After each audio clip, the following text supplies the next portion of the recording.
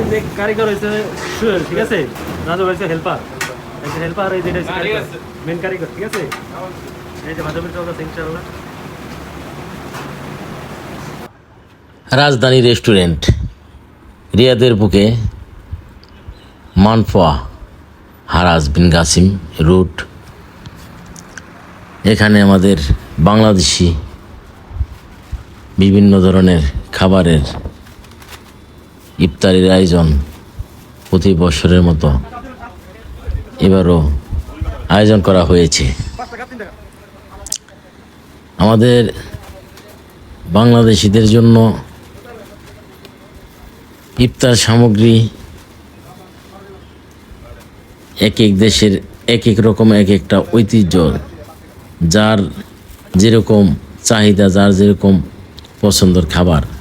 যেমন আমাদের বাঙালিদের